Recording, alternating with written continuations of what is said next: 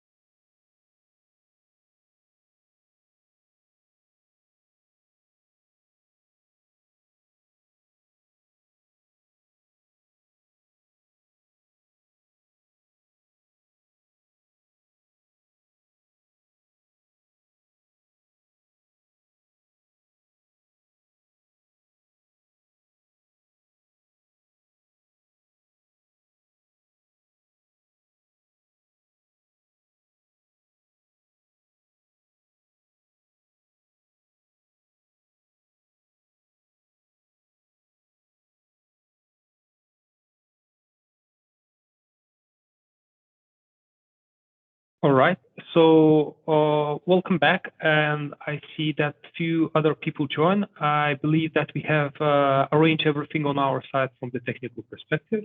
So once again, my name is Lucas Galdikas, and I have a pleasure and honor today to moderate this public webinar on preliminary input data consultation. For which we are, of course, very eager to receive your perspectives and feedback through the online form. So we are really very, very keen to your responses. But meanwhile, we also have this pleasure today to present what we have consolidated until this point to present you, and maybe it will also help you in providing feedback in the coming days. If I would move on, I would firstly probably start with some housekeeping rules. One thing is that this webinar is being recorded, and the recording will appear also online. So if you miss, or you will join late, or you have to leave early, please don't worry. You can just simply refer to ENTSO-E.eu website and find the public webinar recording, which should appear tomorrow latest. And of course, if you would have any follow-up questions or observations, please don't hesitate also to provide them through the online form of the public consultation. Then We use a Slido as the main tool to interact with you. On the right-hand side of the screen, you can see some instructions how you could reach the interactive Q&A session. Please just, if you're using your computer, go through your browser to slide.vo and enter the code which you can see on the screen. There, please also fill your personal information on the name and company so that we could have also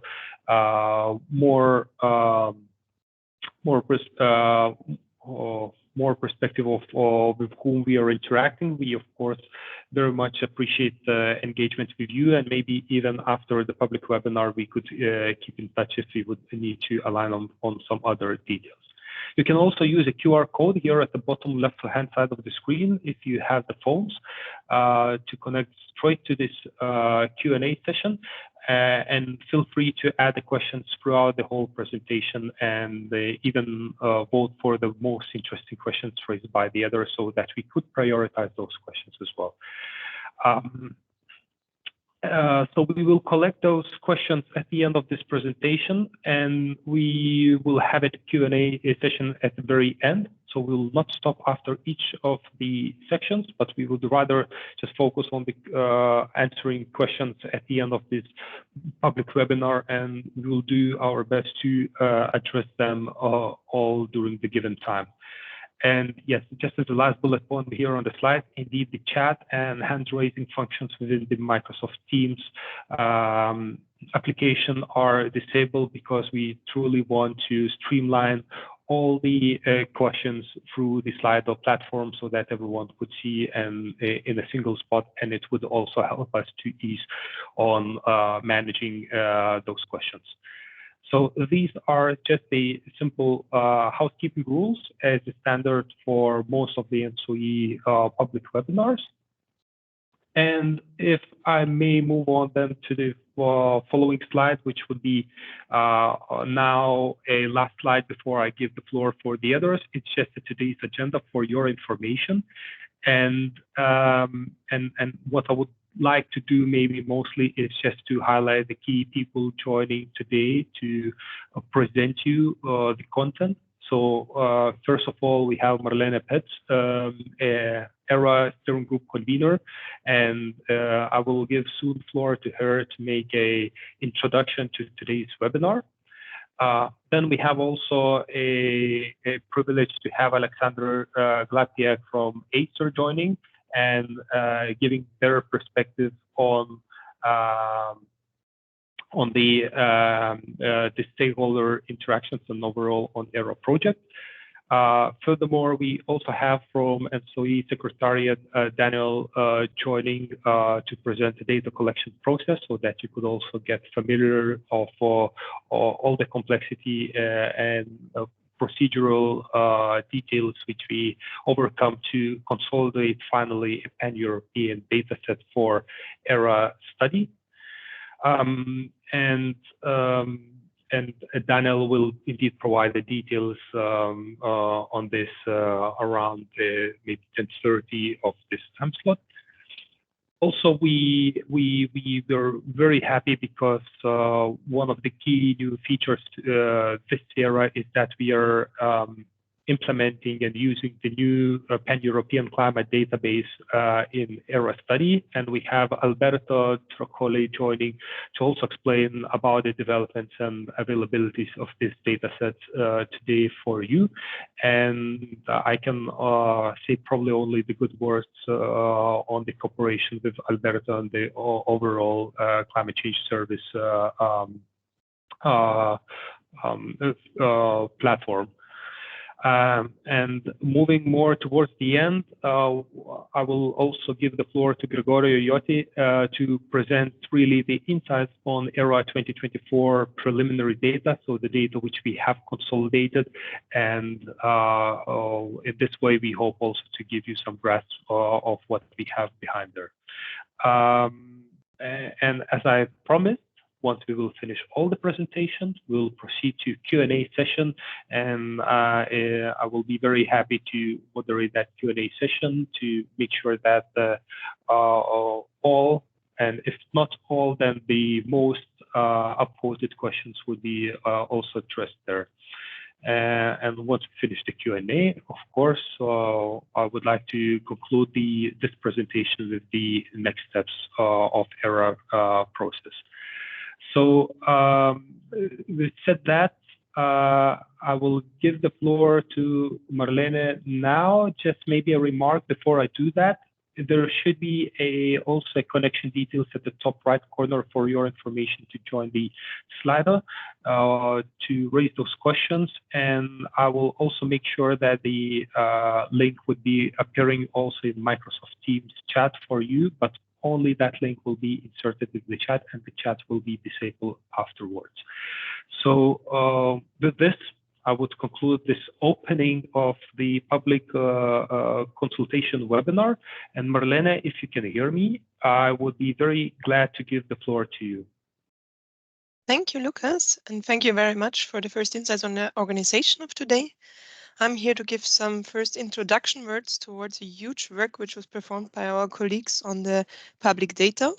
And I would like to start with the first slide, Lucas. Some words on the background of the European Resource Adequacy Assessment. As we know, it is an ENTSO-E legal mandate, which aims to understand how the rapid changes in our energy system will affect security of supply. Security of supply being one of the main topic areas of the TSO world. The product itself supports decision makers in ensuring secure, affordable, and sustainable towards citizens and industries. Yeah.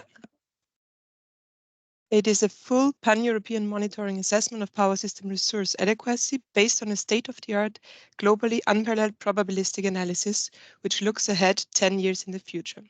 So by the means of probabilistic, we introduce a certain amount of climate data, which is merged with unplanned outages, which ends up in a couple of hundreds of market simulations, which our colleagues on regular basis do assess.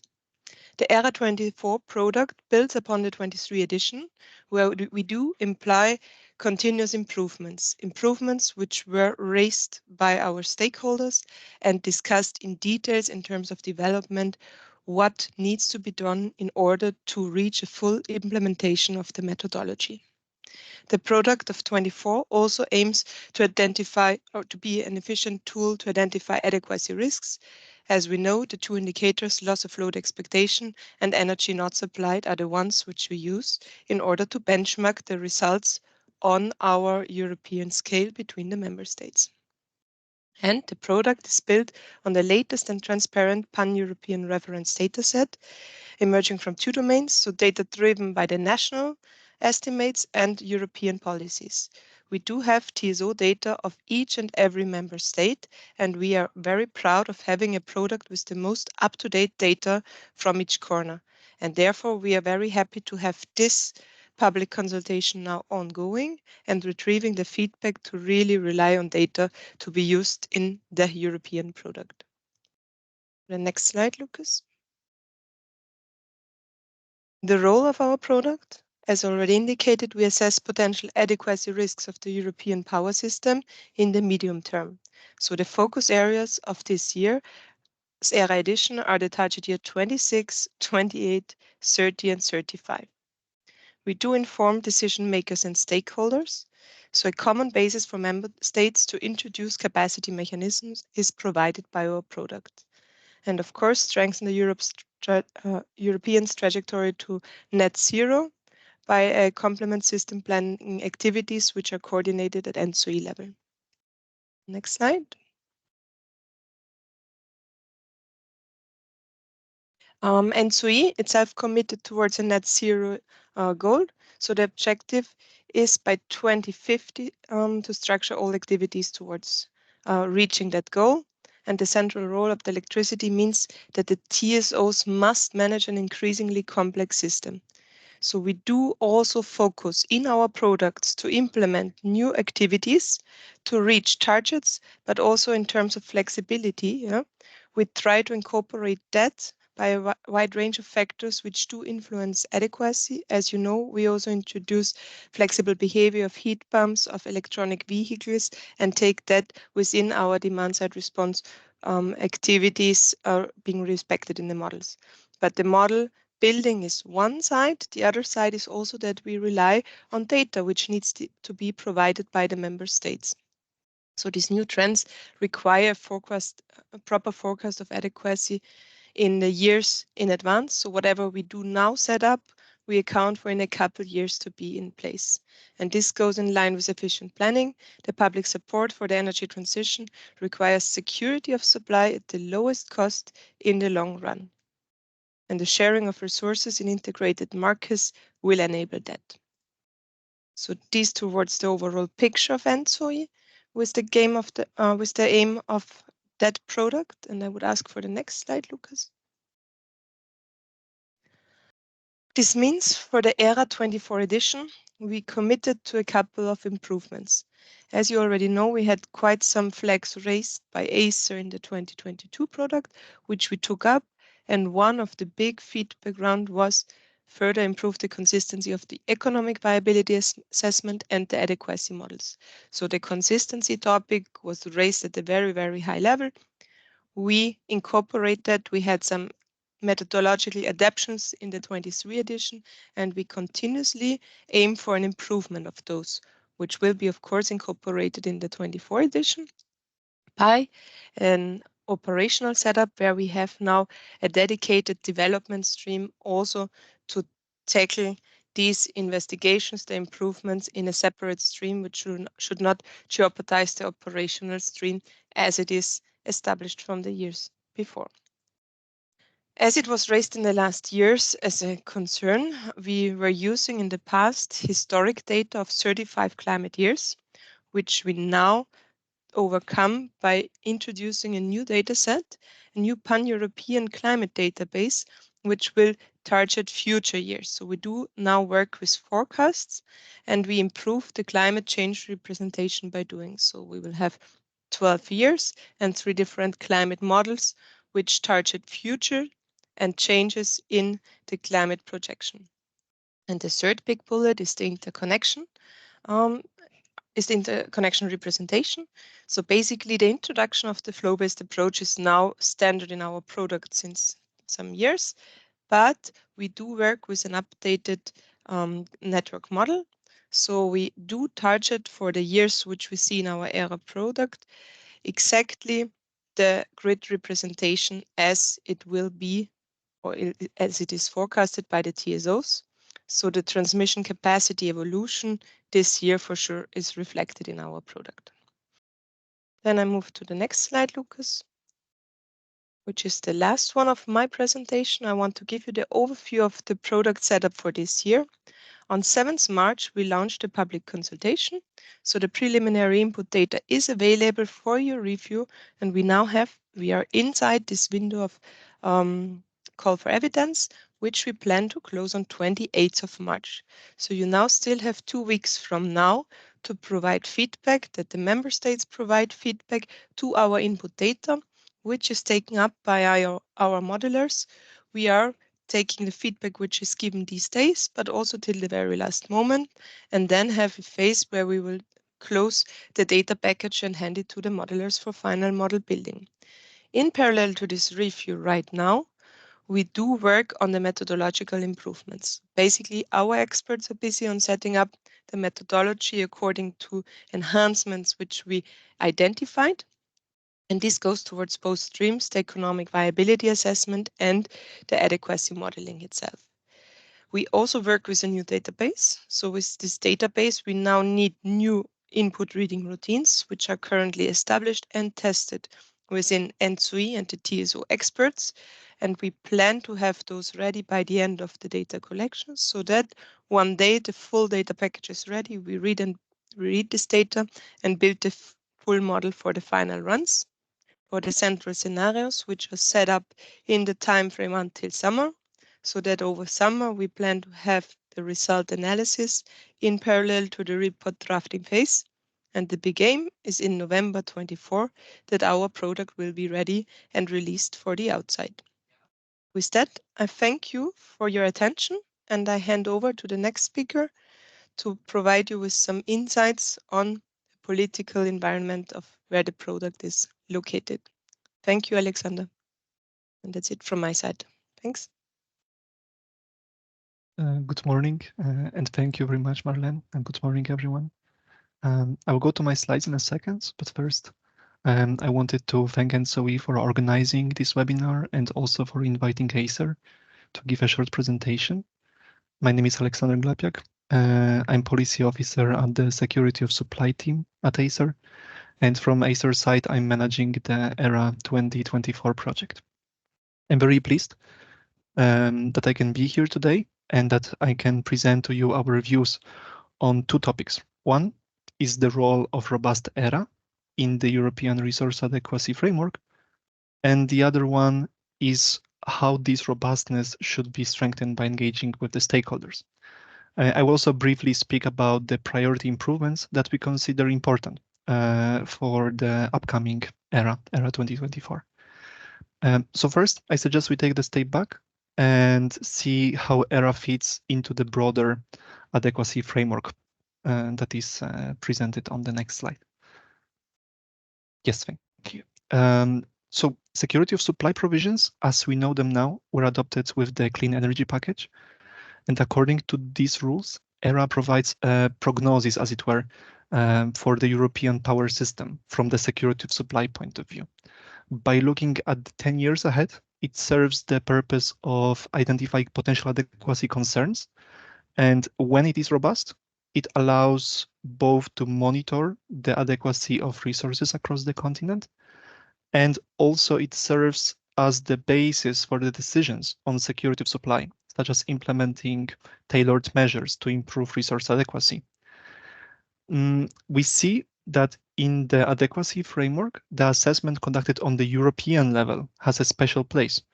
It becomes more of a common foresight as it encompasses input and knowledge of all European TSOs, input that is now publicly consulted by ENTSO-E. So practically speaking, being a joint European undertaking, robust ERA naturally becomes somewhat of a benchmark for resource adequacy assessments and for identification of concerns. ERA 2023 report even highlights that the adequacy issues in one member state are highly dependent on assumptions in the neighboring countries, and also that any capacity investment in one country can greatly influence its neighbors. So for this reason, robust ERA exercise conducted on the European level is crucial to coordinate regionally the security of supply decision-making. Let me speak a few words on the participation of stakeholders in the ERA process and how then this participation impacts the robustness on the next slide. So one can distinguish two key areas, two key subjects of the stakeholder engagement in the ERA process. The first one being input data, assumptions, scenarios. This part is a topic of the public consultation that has started last week. And that is reviewing the accuracy of the assumptions and the input data to ensure that the results we are getting in the end are robust enough as a first step, of course. And then the second area is the technical methodological elements, including explanation, discussion on how certain methodological decisions are made in ERA model. Both of them are essential to ensure a necessary level of transparency. And for this reason, Acer is inviting stakeholders to actively participate, engage in the consultation and the process. We believe that all relevant assumptions merit discussion. And we also acknowledge that there is always room to improve the scope of the consultation and the way of engaging with stakeholders. And so we are inviting ENTSO-E to explore and implement such improvements. And Acer, from our side, we will also reach out to ENTSO-E bilaterally and share some of our concrete suggestions, how those improvements can be taken forward. And I will close on the next slide with what we call a stable improvement ladder. So in the past editions of ERA, we have seen incremental methodological improvements and every year ERAA gets closer to the relevant requirements from the electricity regulation, from the methodology. Yet we are of the opinion that the lack of consistency, this consistency that was mentioned by Marlene, remains the main weakness of the assessment. And at the same time, we can't improve everything all at once. So for this reason, we are suggesting these 3 priority areas for ERA 2024. The first one on the top right is strengthening the consistency of ERA model. This refers to the method used to measure the viability of resources. The current ERA model uses a so-called system cost minimization method, which is computationally demanding and requires simplifications, such as limiting the number of climate years in one of the modules in the EVA. We suggest to adopt a stepwise method, also called as iterative approach, which models investment decisions at the asset level. And this method has already been applied in some national assessments in Europe.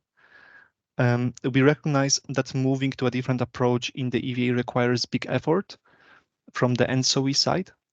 So we believe that until this approach is properly implemented, and so we should aim at minimizing the inconsistencies. Second area at the bottom is ensuring consistency of cross-zonal capacities. Both modules of ERA, so economic dispatch and the EVA, need to model electricity flows as they are actually being calculated in the core and the Nordics capacity calculation region, that is, using a flow-based capacity allocation method. Right now, one module of ERA, so economic dispatch, already uses flow-based, but the other one, the economic viability assessment, still relies on the net transfer capacity values. The model should use flow-based methods to appropriately reflect those cross-border trade opportunities and capture associated welfare gains in both modules. And as I marked here, the cross-zonal capacities are the data focus for Acer in this year's public consultation. And the last priority, third one, is strengthening consistency of market rules and investment behavior. First, the market rules. Among other aspects, what we mean here is an adequate consideration of the technical bidding limits, technical price caps in the day-ahead and intraday markets. And second, investment behavior includes investor risk aversion and policy risks. In the past editions, a reaction to those risks was modeled by using weighted average cost of capital, WACC, and hurdle rates. And indeed, we believe that ENTSO-E should properly use hurdle rates and periodically review them to ensure consistency of the model assumptions and transparency. With this, I close. Once more, thank you very much for inviting us and for organizing this webinar. Thank you, Alexander. So indeed, very, very nice introductions, and thank you very much also for supporting us in trying to get the public stakeholder perspectives of our consolidated input data sets, and I'm sure that we can proceed further on after this public consultation, even with the following public webinars on the methodologies, where we could also have more elaborated discussions on those aspects as well. Now I see, Daniel, you are here. I just hope that we can hear you and see you. If you could try to speak. Sure. Hello, Lucas. How are you doing? Great, fantastic. Especially as I can hear you, I'm very happy to have you here, and I'm very excited to give the floor to you to maybe open some curtains on all the complexity which we have in consolidating the high quality data which we use in ERA studies. So I leave the floor to you, and yeah, looking forward to your presentation. Great, thank you, Lucas. So I'm Dan Kyo. I work in the system modeling team as a market modeling expert in ENTSO-E.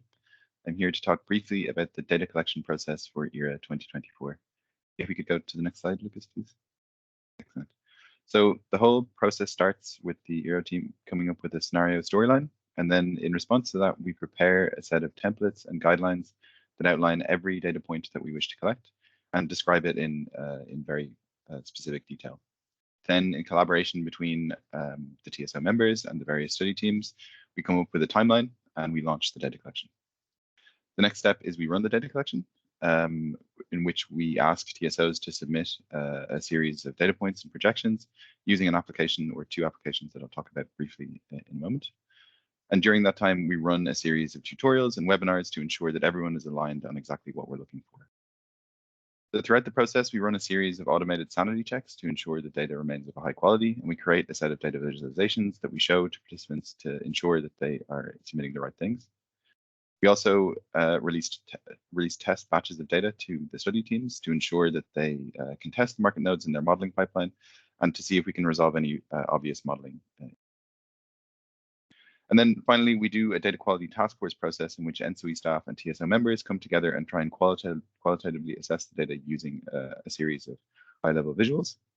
And throughout the time, we have a series of interactions with our members and do things such as the public call for evidence. And in response to these type of things, we also allow for update windows to respond to anything that might be raised throughout that period. And then finally, at the end of the whole process, we release the package to the modeling teams, and that should happen in the next month or so. If we could go to the next slide, please. So the whole data structure starts with a set of ERAA assumptions, which are covered, I think, in the ERAA scenarios. The first piece of data that I'll talk about briefly is the Pan-European Climate Database 4.1. I'll discuss that in a moment. But that's just essentially a series of generated hourly profiles for hydro, wind, and solar and such. And these are calculated centrally under TSO guidance. We then collect data from our members for the Pan-European Market Modeling Database, things such as the demand profiles, the generation and storage resources, including renewable energy sources and demand-side response units. We also collect the net transfer capacities between different market nodes, and we collect a series or a list of critical network element components for flow-based modeling.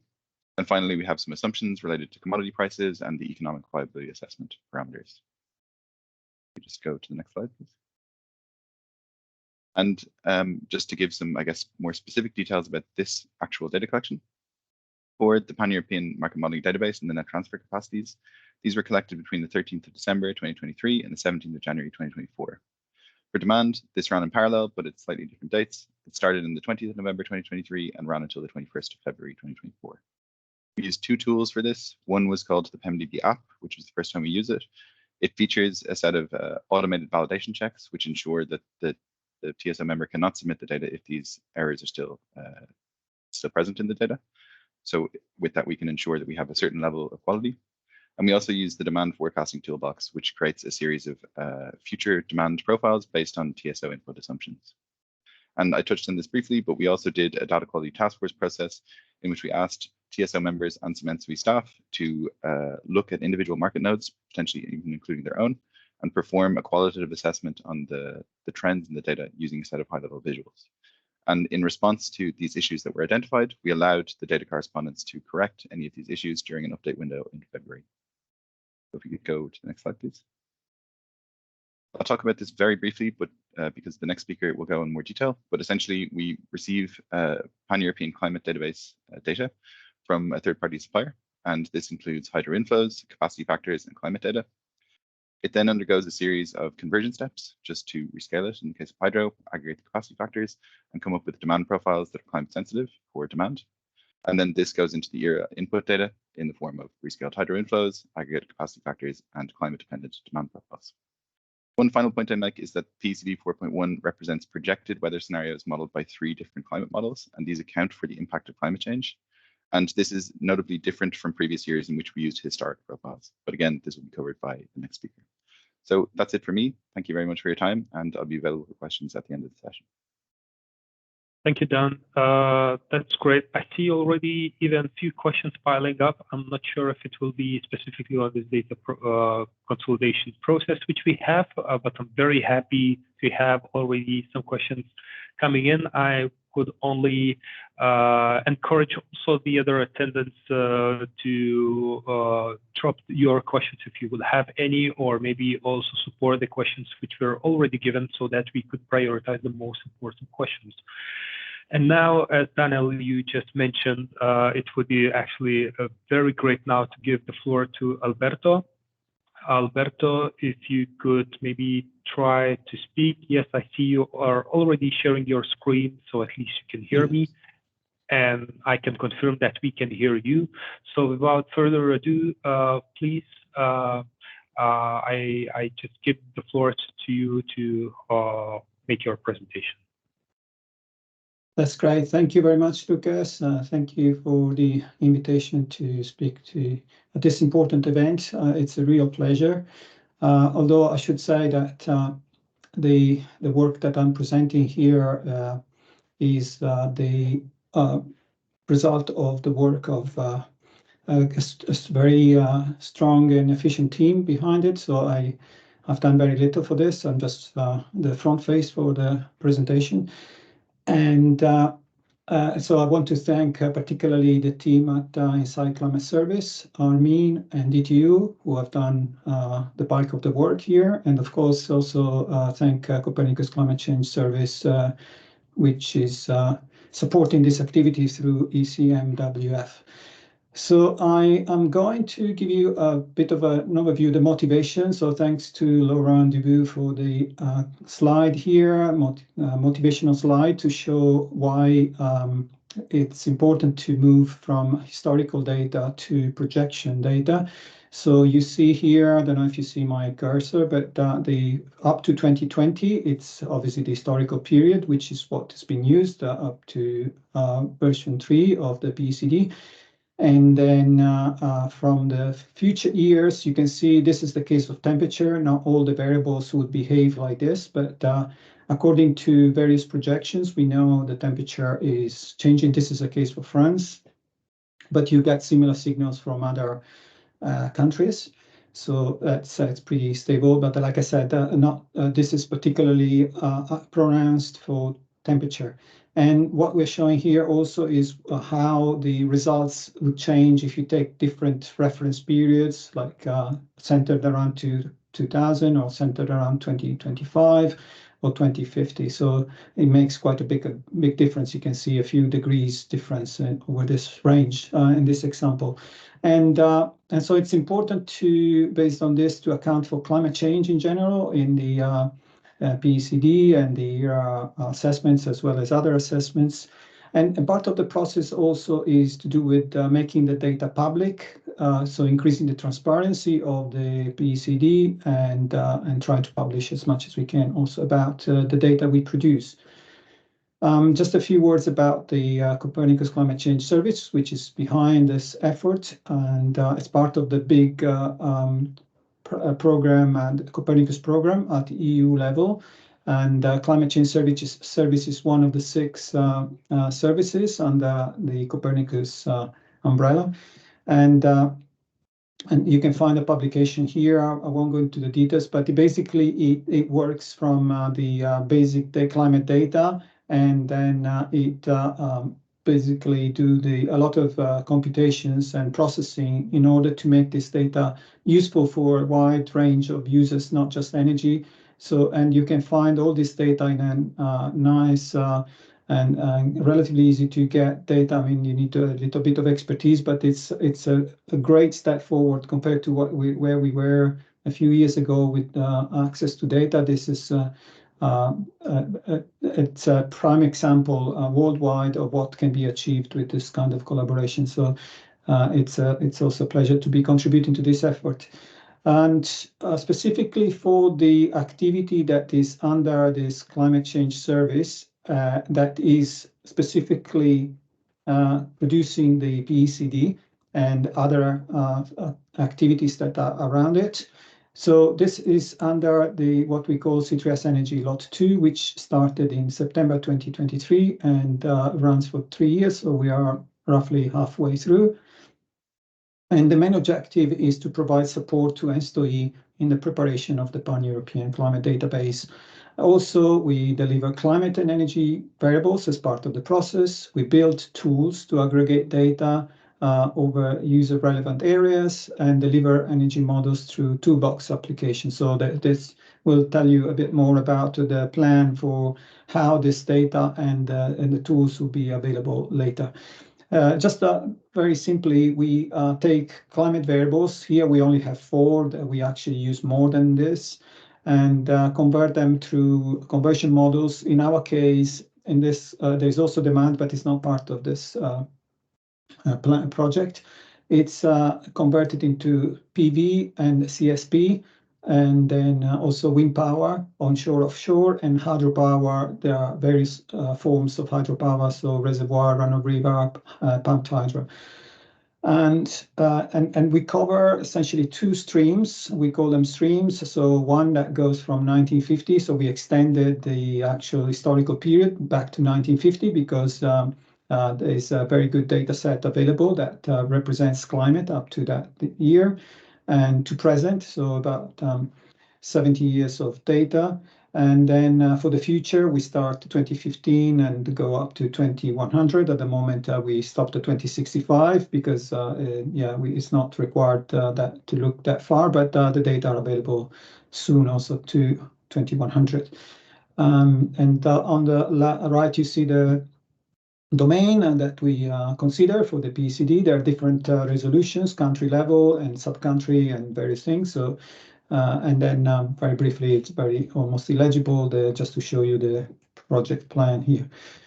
Okay, so what do we take as basic ingredients? We take the projection models, and so that's the starting point. Like we said, aside from the historical data, this historical data obviously it's a building block of what we do. But then to extend into the future, we have these projection models that come from this coupled model intercomparison project phase 6, which is shortened to CMIP6, and it's basically what constitutes the results and data that go into the IPCC assessment.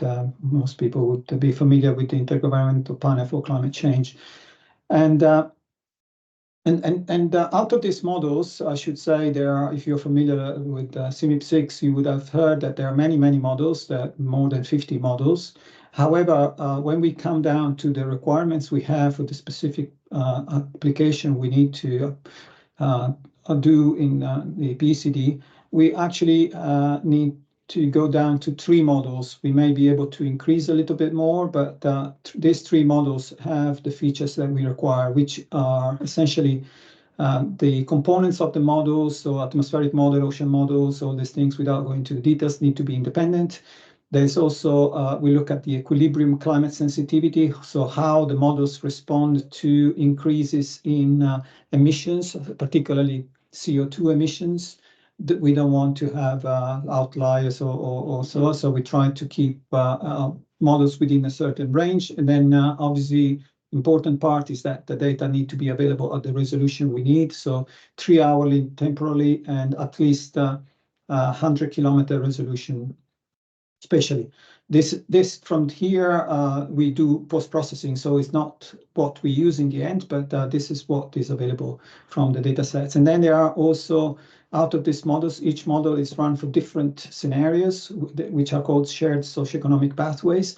And out of this, we chose 4 these scenarios, which are listed here.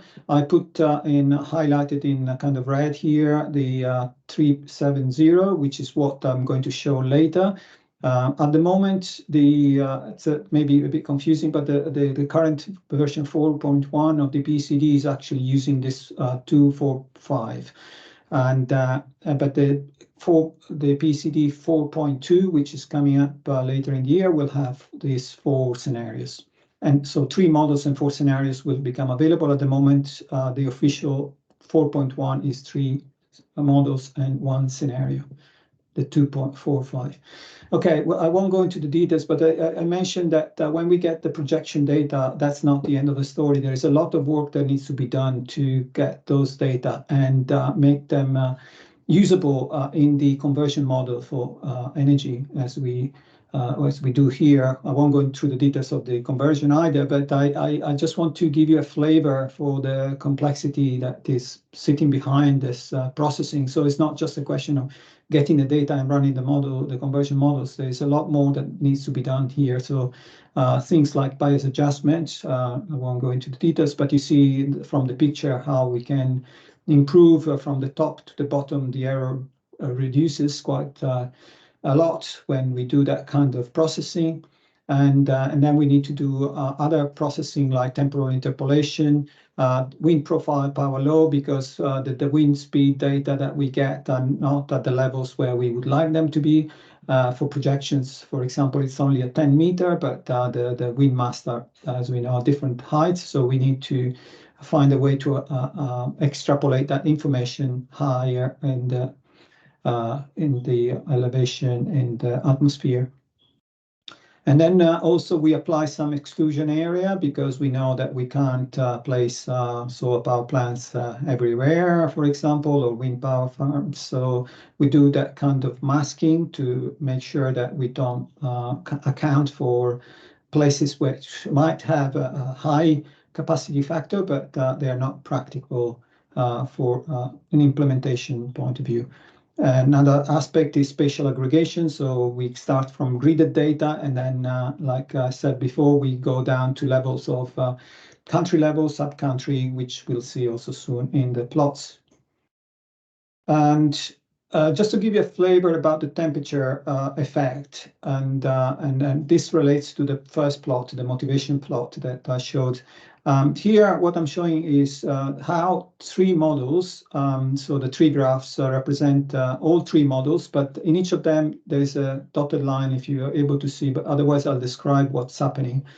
And basically, what the idea here is that these models, using all this data, is quite heavy for the ERA assessment. So there is a question also trying to be efficient in the use of data. So the question is it sufficient to use 10 years of data, like 2025, 2036, centered at 2030, roughly, or is it better to take a longer period, let's say 2015, 2045? How does the distribution change? And so the dotted line here shows like the green, how the green would change if you include also the other years. And here in the middle, the blue as well. So you see there may not be huge changes. This is actually for the 2, 4, 5, so it's a pretty low emission scenario. We expect slightly larger changes, somewhat larger changes when we go to the 370, the other higher emission scenarios. And actually, we don't know where we're going, but it's probably more likely that we'll track the 370 than the 245. That's obviously, that's more my interpretation of how things are moving in the global scene. But the important thing here is that you want to evaluate whether you are missing important signals when you restrict the length of the data to 10 years. This is for temperature. Now we are moving to the energy indicators. And this is the kind of standard scheme that we use now for the next few plots. So we have the PCD 3.1 for this period, 4.1, same period, and then the difference is slightly different period. We try to homogenize the data as much as possible, but there are intrinsic differences in the way the 3.1 and 4.1 were generated.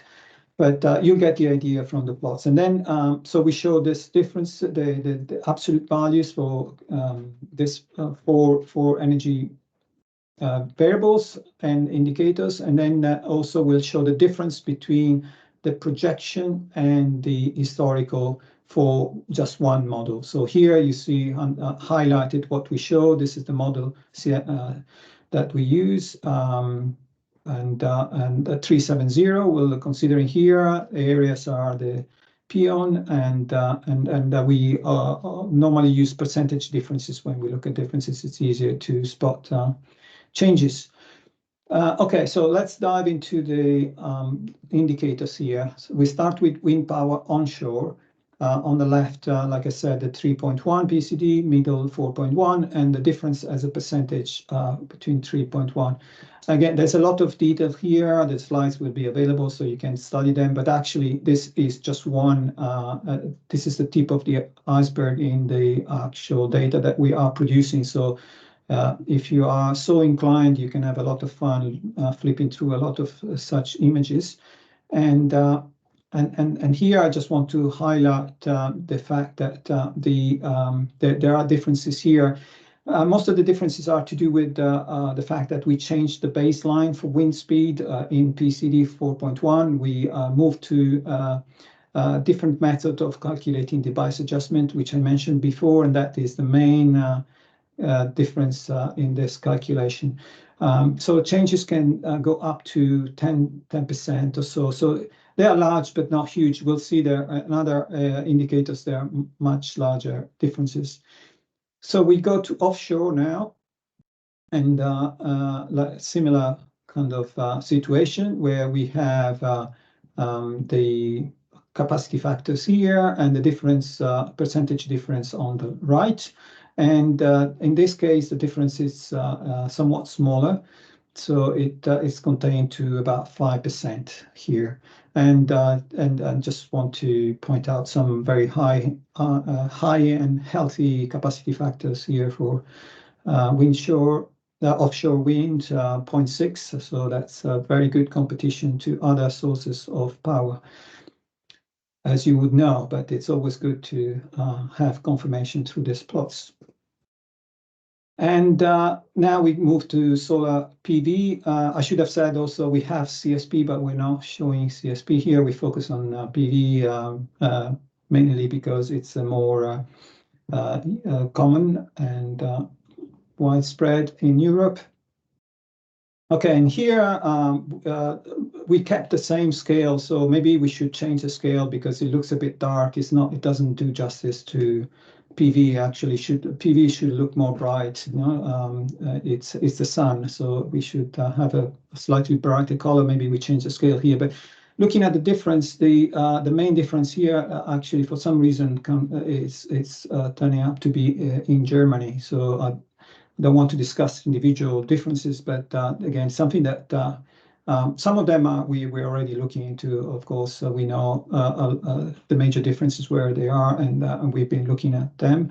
But yeah, just to obviously see that there are some differences that are larger than 10% here in Germany.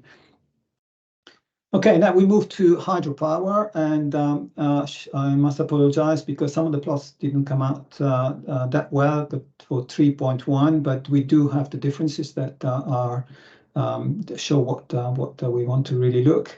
And in this case, it's not capacity factor because there are actually, we try to do that, but there are some inconsistencies in the installed capacity, and changes during the year, which make the time series not very stable, and so we prefer, and in this case, to use just the power. And what we're showing here is inflow. We actually produce also generation, not just inflow. So there are various indicators for hydropower. Actually, there's 5 or 6 or more. So here we focus on the reservoir, inflow to reservoir.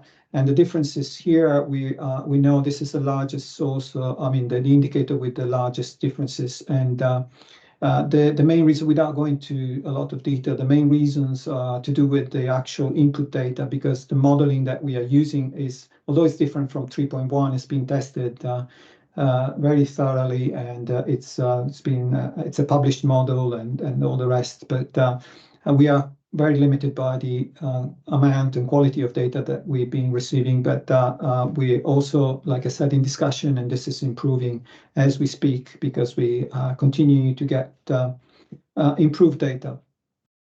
Similar thing for the other indicator that normally goes with that. So run-of-river, inflow to run-of-river, and here, yeah, we have this very, very large difference in Spain, which we are investigating.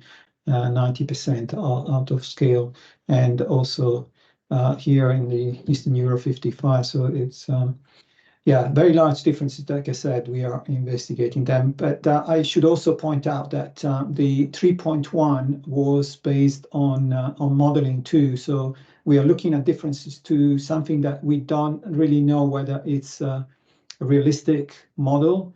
But of course, we need to study why we're getting these differences. And like I said, we are showing now the difference in the projection. So this is the difference between 20 2050, so centered around 2035, and versus the historical period centered at 2005, so 30 years apart. And we see differences that are not very large, but there are quite a few, over 5% or so for the wind power onshore, and also offshore and PV. There are similar sizes. I should also mention that also for wind power onshore, for the future, there are 9 different technologies, and I'm plotting here something that is on the smaller difference. So this is 100-meter wind. When you go to 150 meter, the differences start to become larger. And for wind offshore, we have 3 technologies also. So there's like I said, there's a lot of data to go through. I just pulled out some examples. And same for same type of plots for the inflow to reservoir and inflow to run of river. And here it's kind of model independent in a way. It's mostly the signal coming from climate change. And here we see differences that go up to 20% or more. And so important differences here in the hydropower. Again, something that we need to analyze. And another big word of caution here is that we are looking only at one model. Just for simplicity here, it's part of, again, just giving you an overview of what is available, but we normally should never look at the one model only. And that's why we have 3, which is the bare minimum to have a kind of estimation of the changes in the future. Just want to display quickly just a flash here, just to show you the complexity behind the system, and to tell you that this is all set up as an operational system. So it basically, it's eventually and very soon will be run automatically, operationally. So data will be retrieved automatically, processed, and produced. All the indicators that we've seen will be produced operationally, and eventually available through the climate data store, which is described here.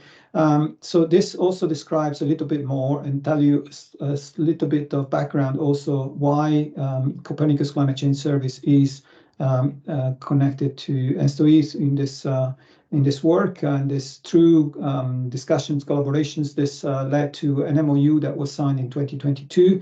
And so this is why there's this collaboration and support from Copernicus Climate Change Service, and we're producing this 4.1 and eventually 4.2 to support the ERAA. But then we know we have other analysis assessments that will be supported by this data set.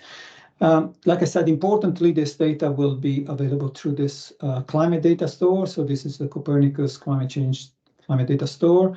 And if you type Climate Data Store Copernicus, you will end up on this, where you can download data.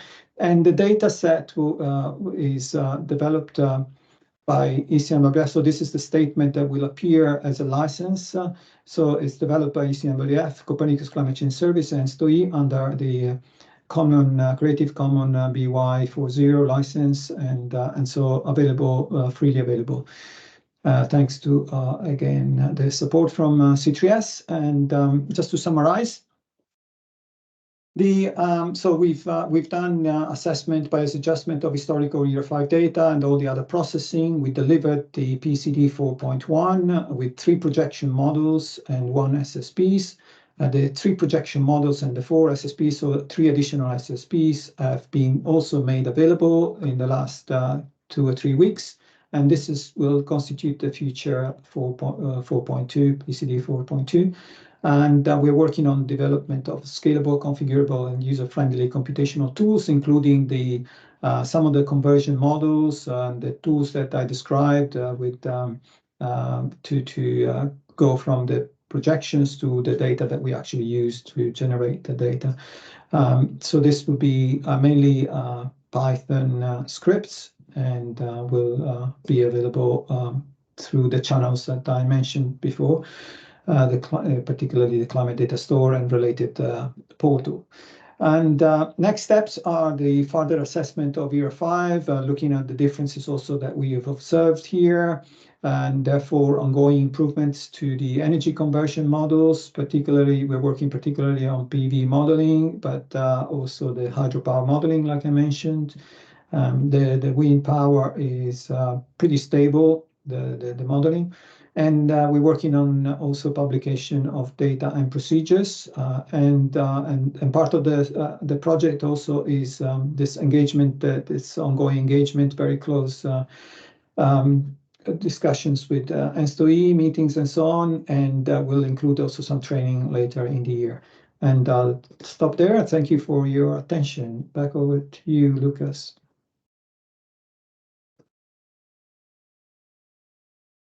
All right. Thank you very much, Alberto. And this time, since I didn't have to share my screen, I had an opportunity to take a look at the questions coming on our Slido platform. I already saw quite a few questions focusing on the PCD. As promised, we could handle those at the end of this these presentations which we have. And now allow me just to share the screen. And I hope that you can see, and I already see that Gregorio has turned on his camera, and I assume your microphone is also working. So without further ado, I give the floor to you. Hi, Lucas, and good morning to everyone. Great. It's a pleasure for me to welcome you also this year with the presentation on our preliminary input data for ERA 2024. As you have seen already from the previous presentations, I think we are dealing with a very complex and dense data package, not only from the climate perspective, but also from the generation and demand perspective, which is giving us quite some challenges, especially in ERA 2024, to accommodate all the novelties that we plan to model within the market study team that I have the pleasure to also coordinate a bit this year together with Lucas. And before we jump, therefore, into the some aggregated visuals over the input data more from the capacity side, I would move to the next slide and discuss with you some of the assumptions that are underlying the these first data publications that you can find on ENTSO-E website. Very important, and it's the first caveat that you see, is that this is preliminary data set, which is of course subject to partial updates or changes. First of all, of course, we are eager to see and to collect your evidences, and therefore some of the changes will probably also reflect any valuable input that we can gather from you as stakeholders of ERA. And of course, also we have still some final updates or adjustments performed by TSOs in this time window to better reflect and align with national stakeholders, for example, NRAs or ministries. Therefore, you can expect some changes. Preliminary here also means that some of you may already notice. I think the dashboard that was included this year in the publication is really helpful also for you to go through the data with some easy and readable visuals. And you might have noticed that indeed some data points are still missing or will need some correction. For example, something is noted also here, which I maybe go through the list of assumptions. Of course, first of all, these are data sets that are directly collected by TSOs. I think Daniel properly explained what is the procedure, the challenges, and also the quality that it's tried to be ensured in this data package. And these are, of course, all data that are prior to the economic viability assessment, so you can really see what are the national trends, or what we call sometimes best estimate that we can collect from the European TSOs. A very important clarification is also to clarify what are the target years for ERA 2024, for which we aim to produce detailed adequacy and EVA results.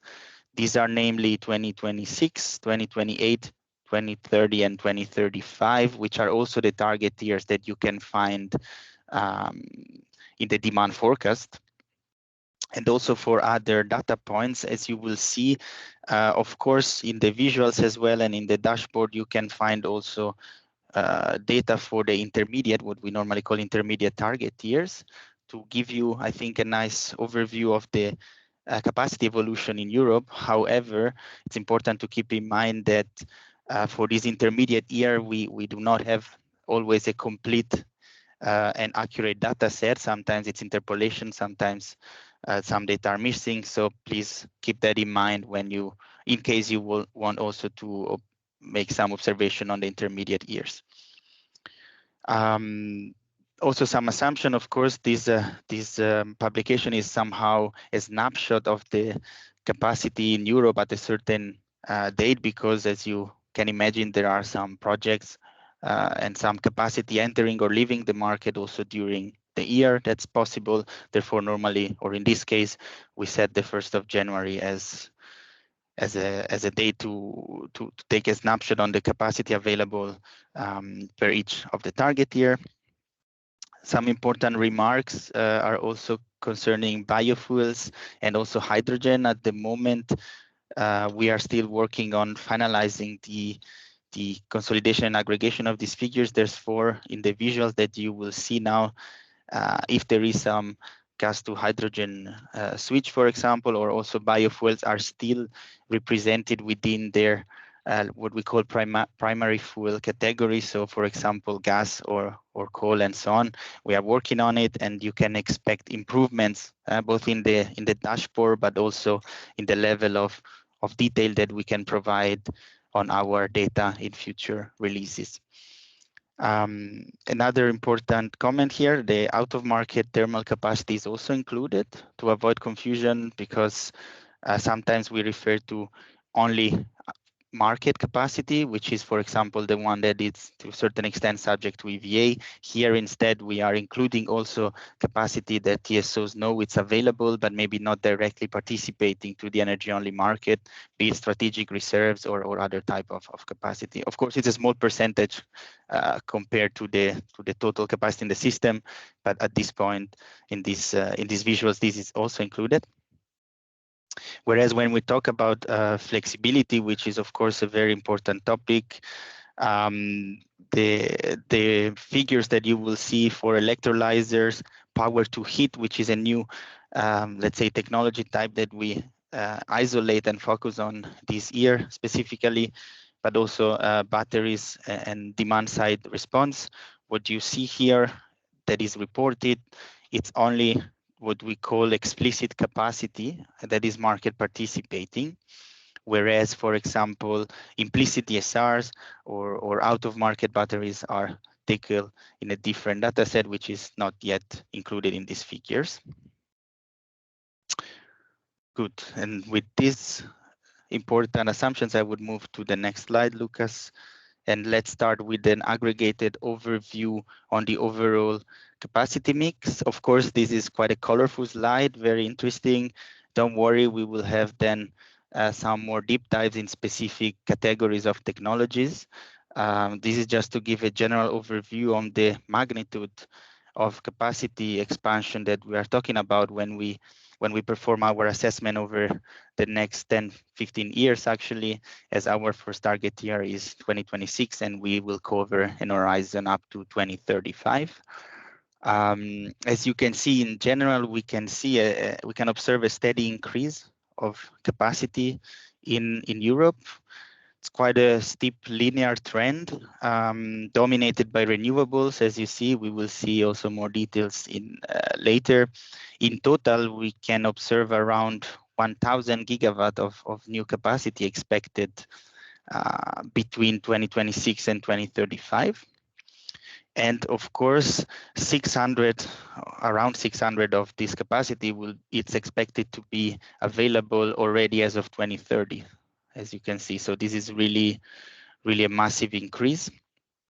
Of course, the share of renewables also it's increasing tremendously, which goes clearly and steadily above 50% of the total available capacity in the system as of 2028 already. But it increased, and it will represent more than 80% of the available capacity in 2035 if we account it together also with hydro and flexibility.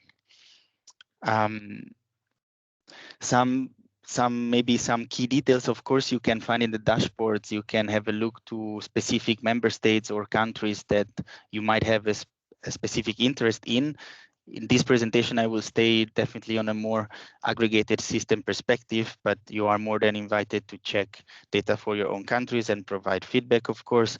Maybe I can give a couple of insight on what are the member states or countries that delivers the most contribution to this capacity increase. We know for sure, for certain, Germany as one of the biggest market for electricity. It will deliver around 300 of new gigawatt in this horizon. But the same also for Spain. We expect more than 100 gigawatt increase. For example, UK very high, more than 40. Italy more than 80 gigawatt of increase. France and Netherlands follow with more than 50 gigawatts. So we're really talking about capacity that it's also widespread over a big number of member states. And with this general overview, I would then move to the next slide, please, where we start focusing on, let's say, categories of capacity, starting with thermal capacity evolution. As expected, according to policy targets, the thermal capacity is decreasing in Europe. At an aggregated level, we can see that we have around 60 gigawatt that are expected to leave the market according to the TSOs. These are mainly attributable to the decommissioning and the phase out of hard coal and lignite units. For example, we have around 20 gigawatt leaving the German market, 10 gigawatt in Poland, around 5 gigawatt in Czech Republic, and 4 gigawatt in the Netherlands. When we observe instead that nuclear capacity, it's rather steady over the horizon, or actually slightly increasing. Therefore, we can observe that what we see as a nuclear phase out in some countries, for example in Switzerland or others, it's compensated by new units entering the market in other countries. So in total, we will have around 5 gigawatt of new capacity expected over the horizon 2026-2035. Especially, we will have, as I said, this depends. Some countries are phasing out, some others are expected to commission new units. So in general, we know UK it's still growing its nuclear share. So we foresee 5 gigawatt of availability there. Same in Romania, 2.7 gigawatts. Poland also 2 new units, so around 2 gigawatt. Whereas we will observe some phase out in Switzerland, 3 gigawatt by 2034, and also in Spain around 5 gigawatt of decrease. And what you see also in the bigger picture, the gas capacity will stay roughly stable over the horizon. Of course, again, there are different figures depending on country-specific trajectories. UK is decreasing the gas share as expected, whereas in Germany we expect some increase. But as I said, this is also partially overlapping with fuel switch towards hydrogen, which is not clearly visible here, but it will be in future data releases. Good. I would then give you 2 more seconds to check this visual, and then maybe let's move also to the next slide. Great. This is a deep dive on hydro capacity. Here we see also is a minor linear trend increasing the capacity we have in Europe.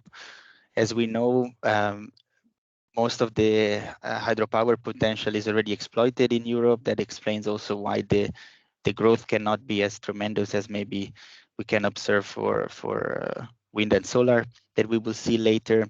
However, I would say having around 25 gigawatt of new capacity spread between different technologies, it's actually quite significant.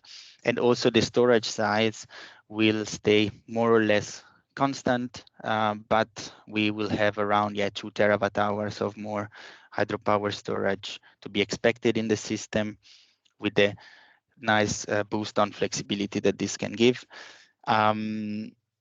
The main new capacity, it's rather to be expected also in reservoir and storage technologies. Run-of-river and pondage will stay rather steady after 2030, as you can see.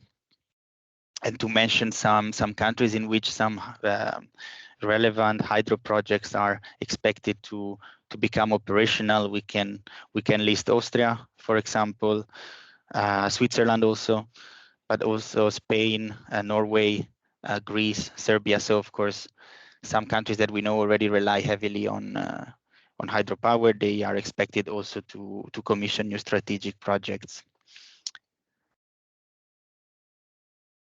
And these, I would say, would cover a bit the hydro side of things.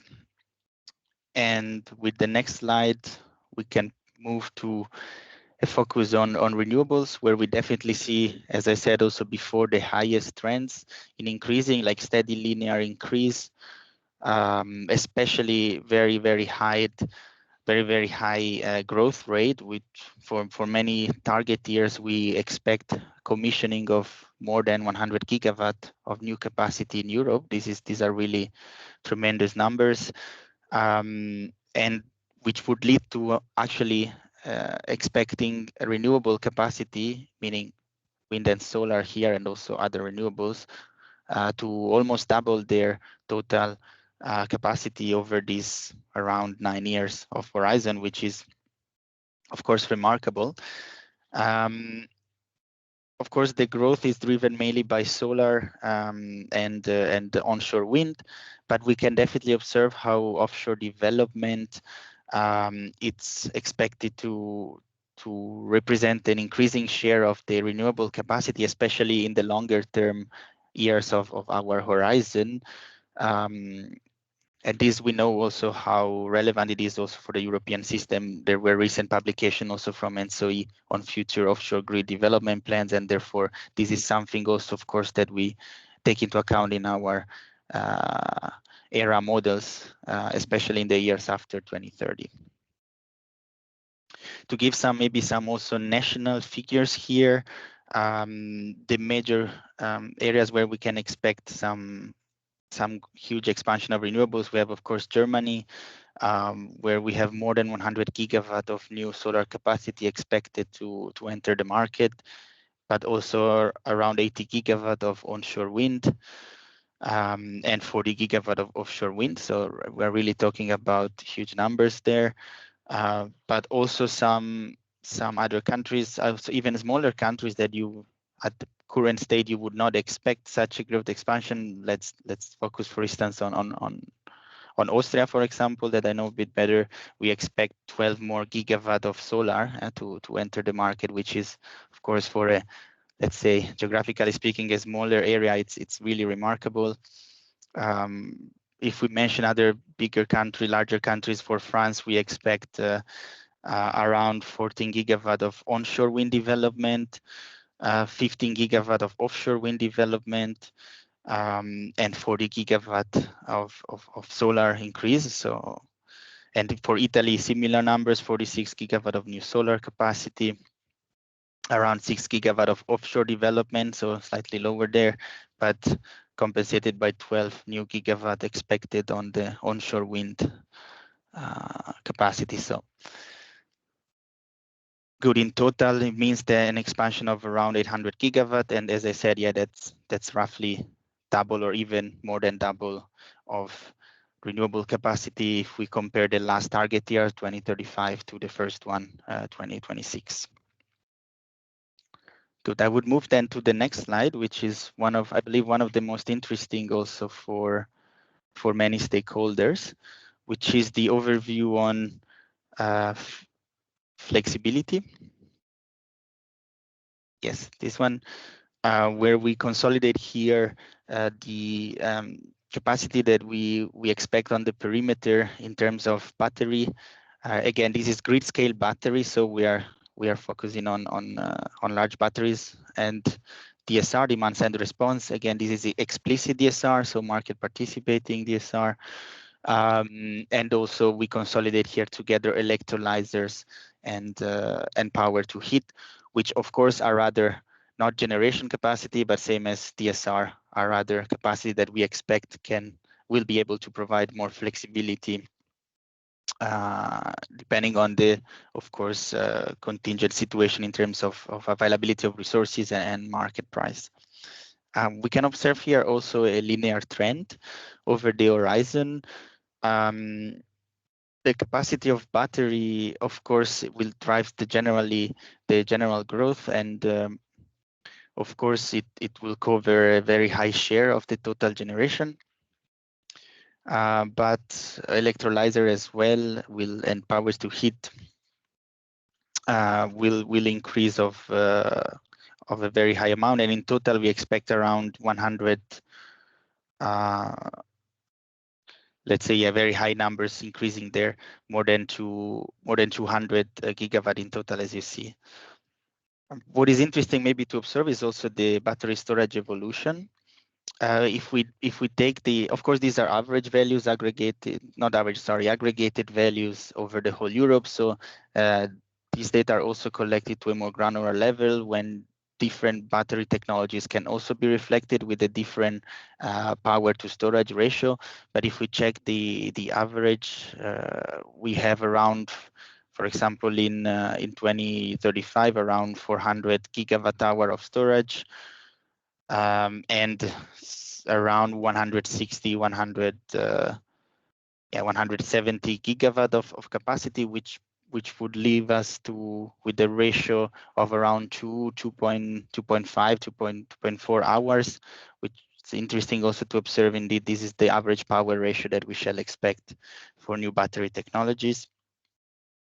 To give some context here, also Germany, it's one of the areas in which we expect to observe a tremendous increase of batteries. So 65 gigawatt of new capacity are expected to be located actually in Germany only.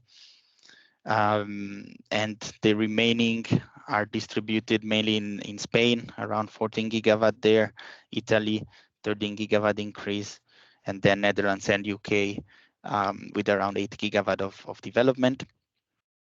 For DSR, we are moving with an increase of around, I think, 18 gigawatt, but we have a summary slide later when we can observe all this in a better way. And the expansion is located also in Germany, around 5 gigawatt, Finland, 4 gigawatt, and then Spain, France, and many other countries with 2 or 1 gigawatt of new DSR expected to be available. Good, then I would indeed move to the next slide, which is, I think, a very nice summary on the capacity evolution by technology over the horizon. So basically it summarizes all the information that I shared with you so far. And we can maybe have a look to what are the key drivers for capacity expansion over the horizon for ERA 2024. As we mentioned before, of course, solar PV, it's dominating the scene, I would say, with more than 400 gigawatt of new capacity expected to enter the market, followed by onshore wind and wind offshore as well. And as you see, indeed, as I was mentioning, for batteries, really, we are talking about 136 gigawatt entering the market. So it's really a widespread penetration. And the same for electrolyzer and power to heat. We expect to have more than 100 gigawatt of new capacity entering the market. DSR around 19. What is interesting, of course, we can observe, as I mentioned, hydro, it's rather constant if we compare with the tremendous increase of renewables and flexibility. On the other hand, hydro resources, especially storages, play a key role in adequacy simulation. So of course, we can expect them to have an impact, even if in absolute numbers they are rather lower. And of course, we can observe here as I mentioned before, the decommissioning or phase out of carbon intensive thermal capacity, and especially lignite and charcoal. So in total, just a summary, we have again around 1 gigawatt of new capacity expected to enter the market between 2026 and 2035, and 600 of these are expected to be available already as of 2030. Tremendous expansion, also flexibility. Generally, the key areas where we can expect the highest expansion are Germany, UK, France, Italy, Spain, France, so the biggest member states of Europe, of course, and then we can also be surprised, and I invite you to do so, to check also the dashboard for other countries that are maybe not the usual countries you have to deal with as stakeholder, but it's really interesting to see also tremendous expansion expected in smaller countries, and by smaller beings, I mean by geographical extension, of course. Good. This would cover from my side the overview on the generation capacity, and maybe we can move on the other side of the balance, which is the load evolution, of course. And in the next slide, you can see a aggregated overview on what are the demand targets over the perimeter that we expect for the target years of ERA 2024. As you see, generation is increasing tremendously, but also the demand is expected to grow to a very high rate, I would say, and this is mainly driven by penetration of course, electrical heating, so heat pumps and others, central heating, power to heat, as we saw, but also electrification of the transportation sector, so electric vehicles and others, and all the other decarbonization of the industry, of course, plays a key role in demand growth increase.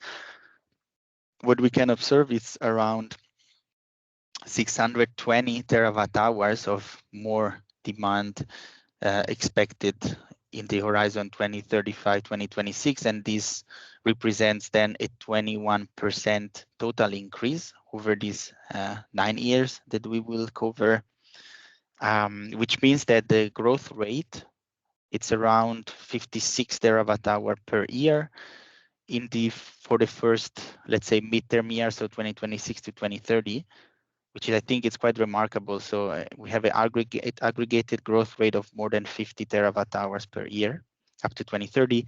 And this rate is expected to even increase between 2030 and 2035 to reach around 69 terawatt hours per year of demand growth. So really high numbers.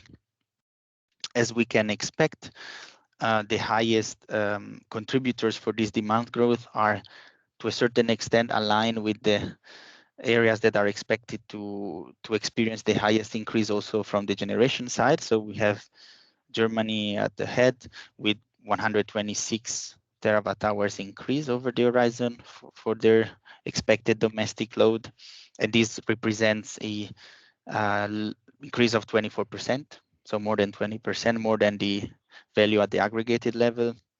But quite remarkably, we also expect quite some high increase in Sweden, for example, 65 terawatt hours, France, 60 terawatt hours, Netherlands, similarly, and Italy as well, and Spain. So indeed, also here, as it was for generation, we expect many of the member states to catch up also from the demand side, of course.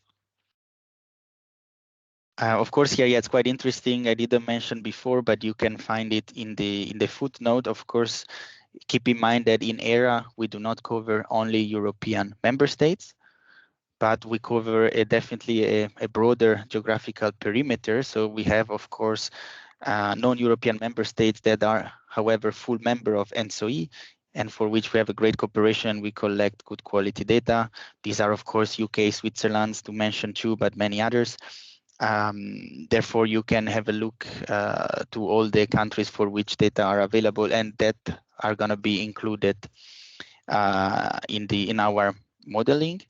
And of course, here it's quite interesting to observe that, of course, also non-European countries are expecting to see quite a steady increase of their domestic demand.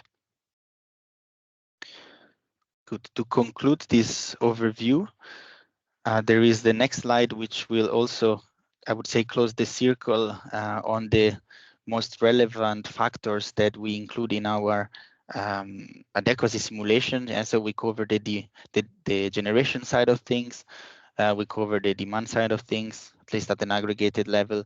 And what we can observe here is also how the underlying grid is expected to develop over this horizon. And it does not come as a surprise that many grid projects are expected to see the light over this horizon, and therefore to allow for more and more interconnection and cross-border exchanges between the country, which is, of course, as we learned in the previous ERA editions, very crucial also for setting the security of supply in most of the member states. Here, of course, it's a general overview over the explicitly model areas. Without entering into details with country-specific numbers, we can see definitely a steady increase in many areas, dominated by this central Western European region. So we had in absolute number, at least the highest increase are located in France, Germany, and Belgium. And let's keep in mind that this, as I mentioned also before, especially in the late target year, so after 2030, we do expect in Europe also tremendous expansion of offshore capacity, but those also offshore grid hubs, which will also allow to reinforce the interconnection over the Nordic and the Baltic Sea. And that's why also part of this cross-border exchange in the future is expected to be achieved also through offshore hubs, which also carry a relevant, that play a relevant role here.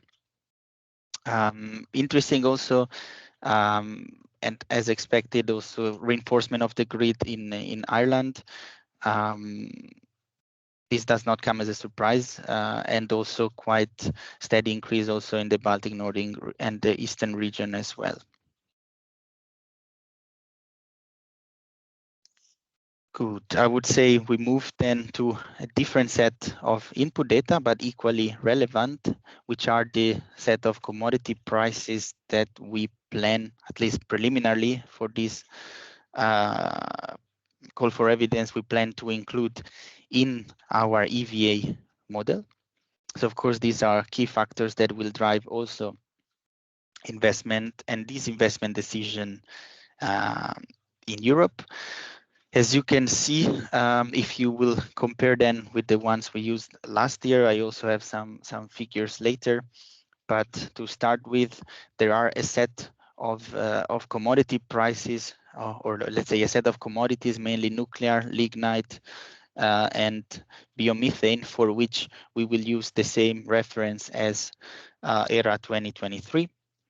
With a change, however, and an update in terms of the monetary unit. So last year we were using 2021 euro as a monetary reference. This year we moved to 2023 euro. Of course, we try to stay a bit up to date with the monetary values, and therefore, if you observe increase in example nuclear lignite fuels, despite we use the same reference, it's because we applied a conversion factors that takes into account about the high inflation that we observed in the last 2 years.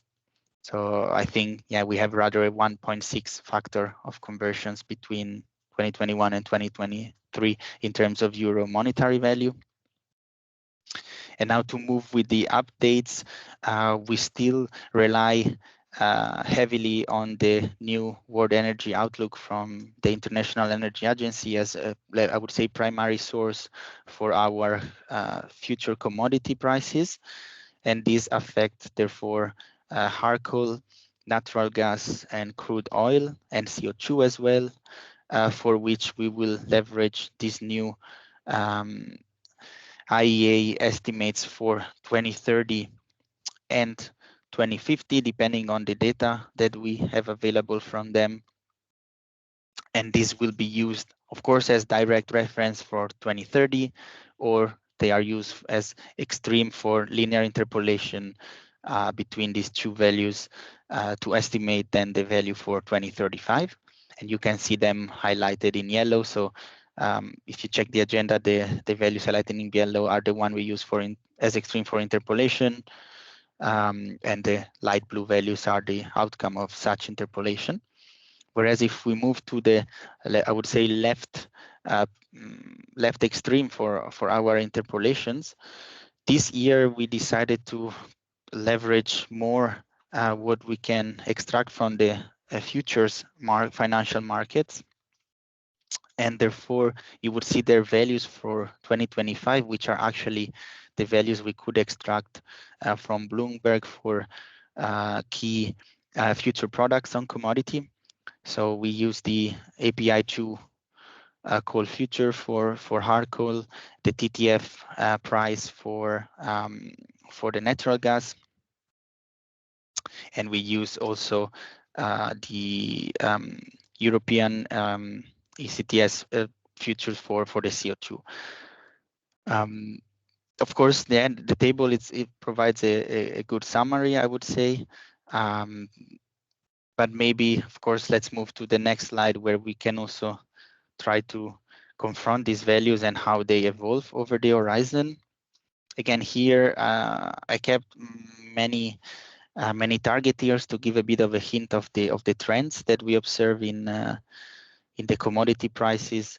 Of course, keep in mind that this is not a continuous timeline, so there are some skip, as you see, from depending on the chart, from 2030 directly to 2033, then to 2035, 2040, just for the sake of having a more compact view.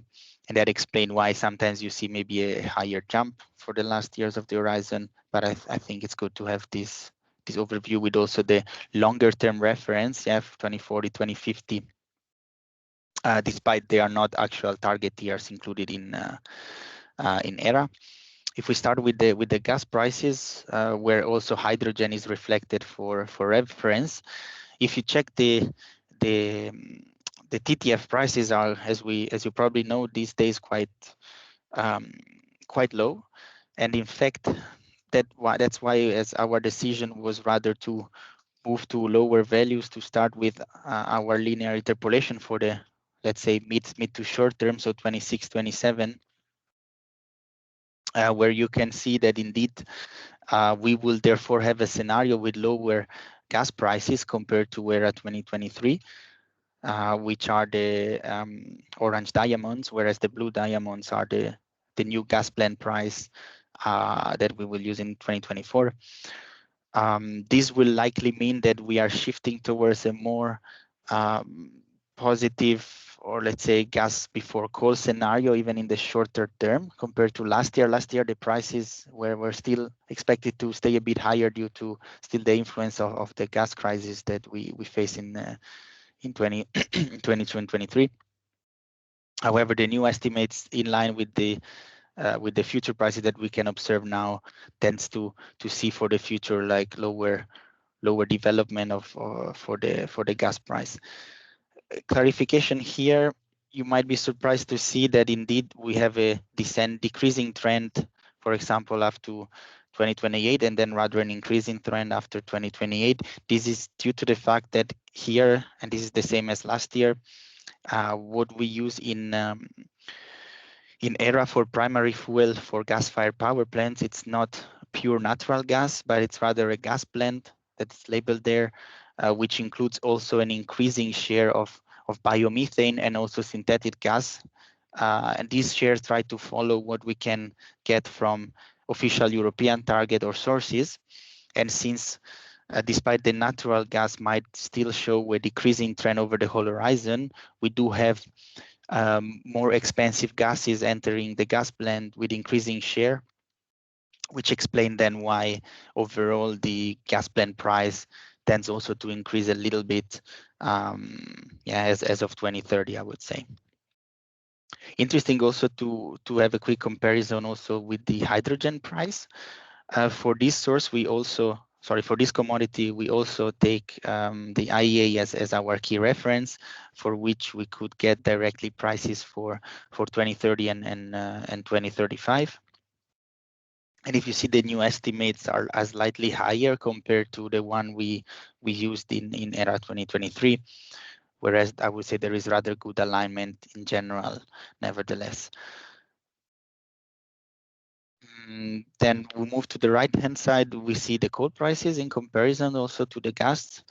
You see also the value for the coal futures that, of course, yeah, we try to keep only future references here only to the short terms, because of course the future markets gets less and less liquid and there are less volume trade, especially for the future. Therefore, yeah, as a reference, we prefer to use it only for the very short term.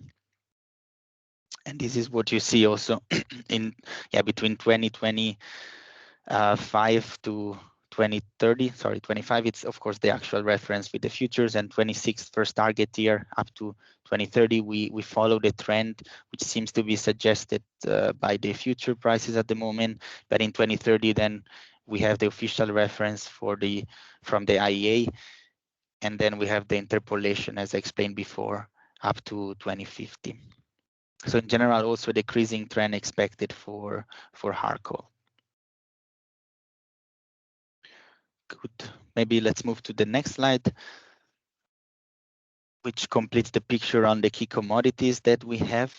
On the left side, it's oil prices. Here it's represented only the crude oil as it is our actual reference, and then we have some internal how to say scaling factor that we use to estimate the value or the cost actually of heavy oil and light oil in relation to the crude oil price. If we check the Brent oil futures, also we expect a slightly decreasing trend over the next few years, but of course still I would say rather stable around the current price range. Whereas if we then move to the 2030 reference from IEA, these are definitely a bit higher compared to the ones we observed or we used for ERA 2023. Whereas then for 2050, they tend to be more aligned with the previous estimate. This will lead us to a scenario in which our crude oil prices will tend to slightly increase from current values up to 2030, and then to have a more steady decrease down to 2040, 2050. If we move then to another key parameter, which is the CO2 price. Here, quite interesting also, as you know, currently also the future prices for CO2 are quite low in Europe at the moment, and this is what we're taking as reference. So we will have from 2026, and then also reflected in 2028, where you can compare with the. I think it's still labeled 22. That's a typo. It's ERA 23, of course, but you can see that we will have for the short-term horizon at least lower CO2 prices expected, and then as of 2030 onwards, I would say the projections are very well aligned with what we used also last year. Good. Thanks, Lucas. I would then close the presentation here from my side. Great, fantastic. Thank you very much, Grigora. Indeed, very deep dive into the data, and I saw while you were speaking also quite a number of the questions came in. I'm not sure if all of them we will be able to address. I would just welcome once again if you would have any kind of the observations on the data itself, please do respond to the call for evidence survey, and especially please I would welcome if you could give the references which could support your perspective on the data. Now, what I would suggest is that, as promised, after all the presentations, we would go to the Q&A session. And I would use almost all time for this, and maybe just reserve a couple of minutes to close this meeting. And without further ado, then I would switch the slides, and I hope that people would be also able to see the questions which we have at the moment at the top. I would, of course, you can also follow these questions on your application. And what I see at this moment is that The most upvoted question is here on the screen, and it fits, so we can read it out fairly easily. So the question was raised by Leonidas Kleafas, and the question was, how do we validate the credibility of the input data provided by the national TSOs? Especially in case of member states that are moving away from the coal and lignite and probably other conventional generation. And for this question, I just wonder, maybe Marlene, I could rely on your answer. And could you shed some light on this? Thank you, Lucas. We have established a data collection process which is pretty demanding already these days. So basically TSOs upload their input data via the new database format, where it's already firstly quality checked and individual simple errors are identified, so mostly related towards syntax. In a second step, we then visualize this data and compare it against the previous year and provide this feedback to the TSOs, which are part of a data quality task force. So this task force is deep diving into the data and then contacting TSOs which are not around in this task force. This is the second step of the validation phase within ENTSO-E. And the last one is the one we are currently in. So we now have this call for evidence, and we really ask member states and the TSOs we reach with this webinar today and the public consultation phase to provide your feedback, because you know the data best, and we really rely on your competence that you provide us with the best available information. I hope this answers the question you were hinting for. Thank you. Fantastic, Marlene. I couldn't think probably of the better question to open the Q&A session. So thanks also to Leonidas for raising this question. I will mark now this as an answer. If we need a follow-up discussions, we can reopen these questions, of course, and bring back on the screen. The second question, which I see from Vitek Veseli, is if the full data series, including hourly demand data and REST profiles, be made publicly available? If so, when will these data sets be published? Gregoria, may I just refer to you to address this question? Yes, absolutely. Thanks for the question.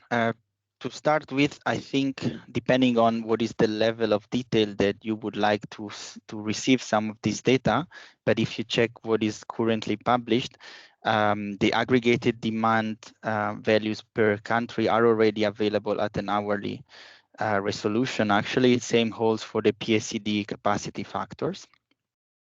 When it comes to more level of details, and the expert here is Daniel and the team of data at ENTSO-E, so I can only partially answer, but there are unfortunately some data that are covered with non-disclosure agreements.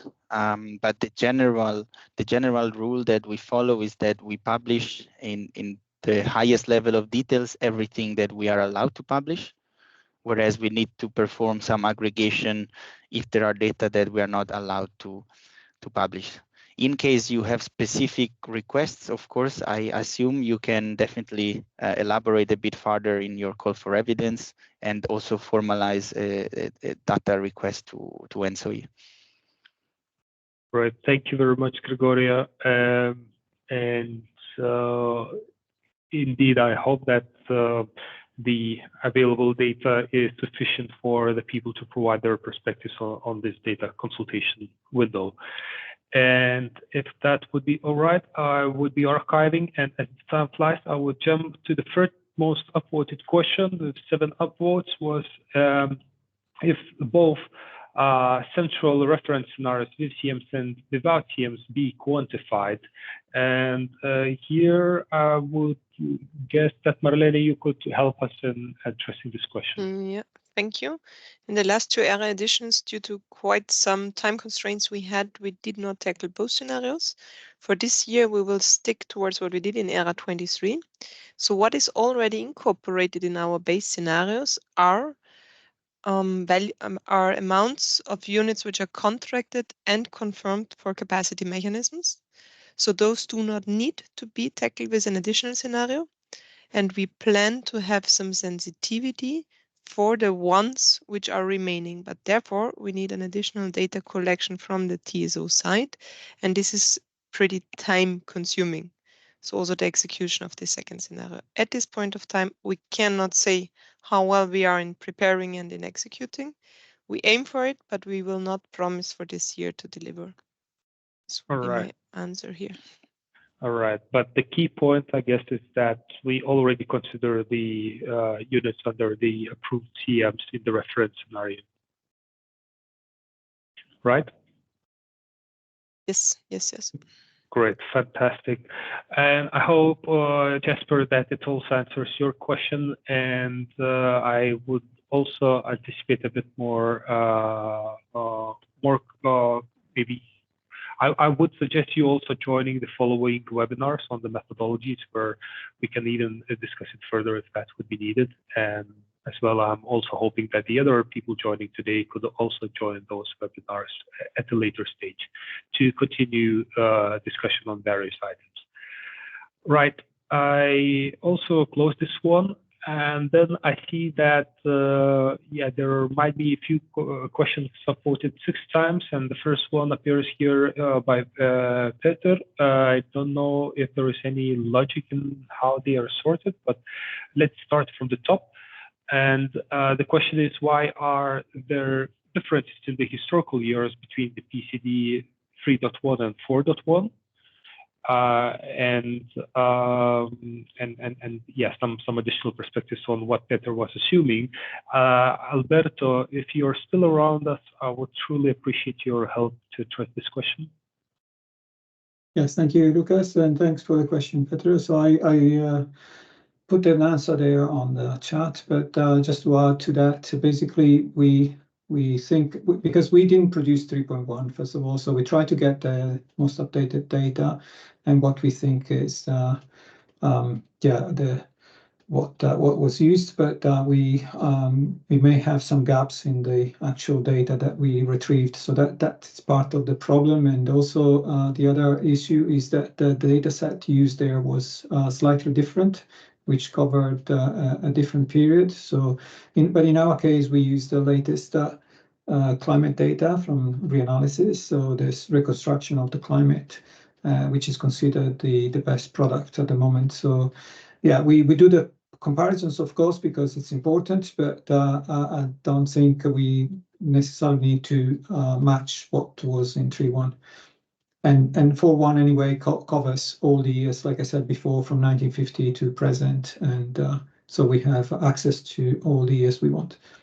Thanks. Thank you very much, Alberto. And of course, if you will get any kind of the feedback from anyone joining today, or simply submitting this, your perspective on the PCD data itself through our consultation, I can only reassure that we'll work with the Alberto to reflect upon them and react as it would be necessary. So I truly appreciate Alberto for actually this very nice collaboration between TSO community and the climate experts on your side. Great. While Alberto was answering, I see that one question was upvoted a couple of the times, and apparently it's really an interesting question. And as people could see on the screen, they realized that it's probably necessary to be tackled. And it is mostly about the explicit DSR classification, I would assume. So the top question, which just speaks about that there might be different types of the DSR, which might be bidding directly to the market, but maybe some might be operated to considering other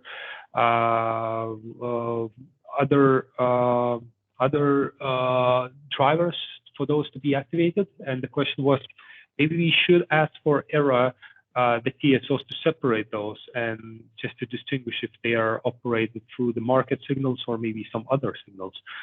Gregorio, could you handle this and help us to address this question? Yes, sure.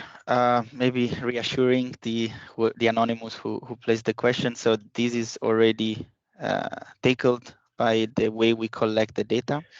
So of course, DSR data, in this case, explicit DSR data, are delivered by TSOs with different parameters attached. depending on what is applicable for the specific DSR band or application. The key parameters that we then take into account in the models are the activation price that can be day ahead or intraday.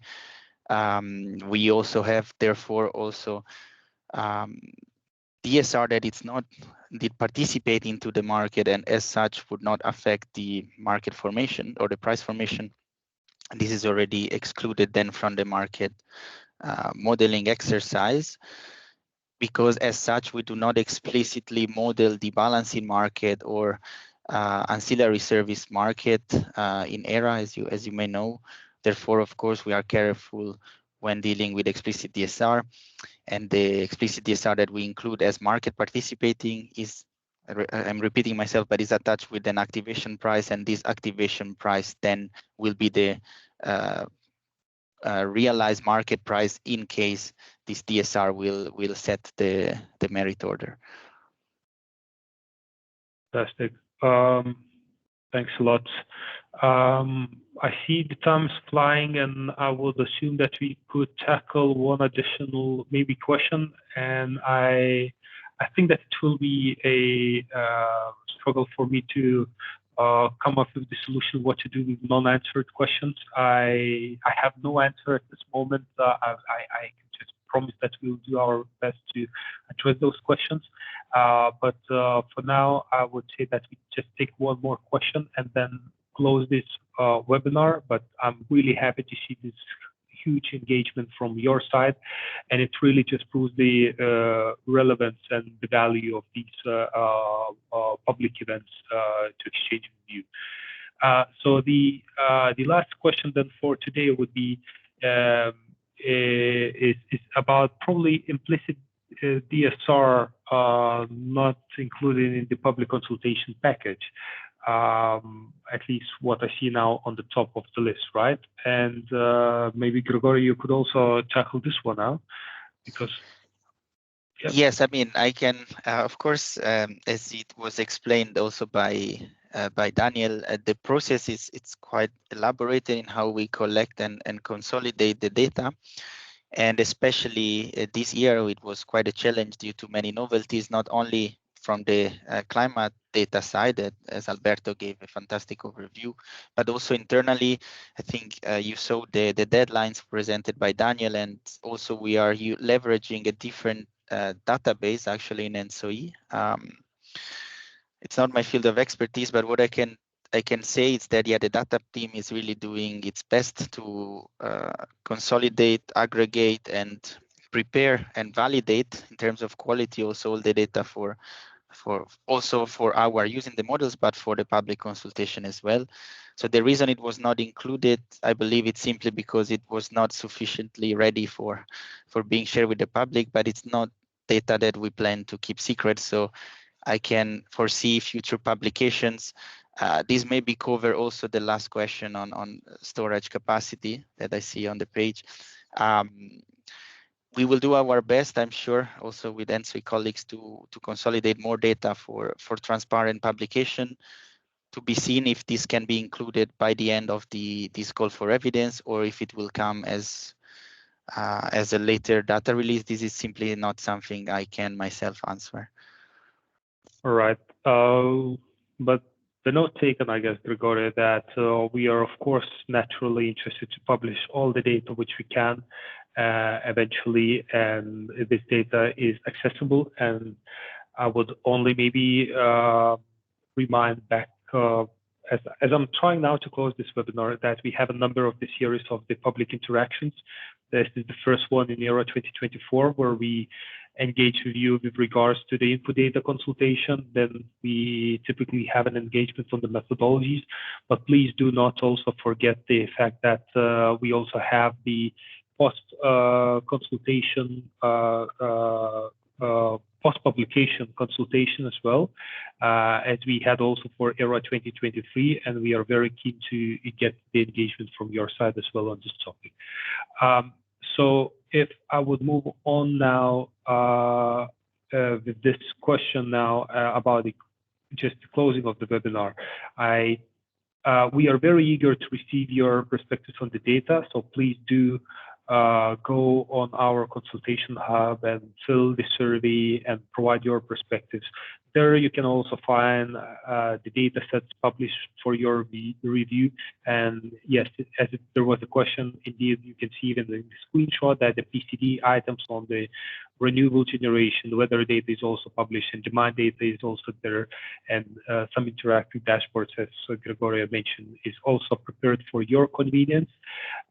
We have this call for evidence open until 28th of March, following which we will, of course, need to screen and process your responses and also collaborate with the TSOs to make any necessary data changes.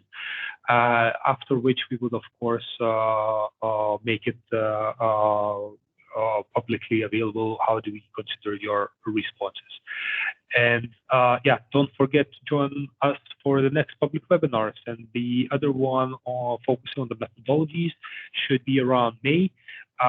We may still decide maybe even to split it to two as last year, especially considering your engagement in this webinar. So maybe it would be also additional lessons learned for us to leave more time to engage with you and discuss various things, especially as I saw quite a number of the questions focusing around the methodologies. But please just follow our social media. If you are subscribed to our newsletter, I'm pretty sure that you will receive this information. And yes, the objective target for us is really ERAA 2024 publication in November, and following which we will have also dedicated webinar to present the results once again and recap the whole process of ERAA 2024.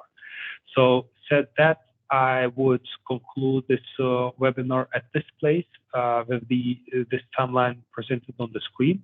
And I would thank you everyone joining and engaging with us on Slido.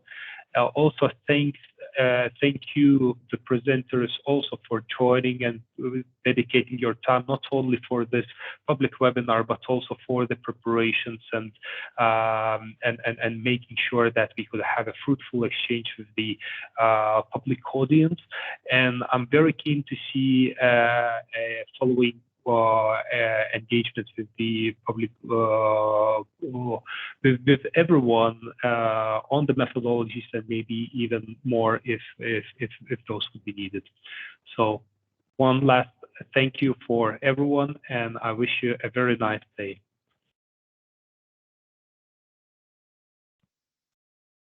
Thank Thank you. you. Bye-bye. Bye. Thank you. Thank you. Goodbye. Thank you. Bye. Bye-bye.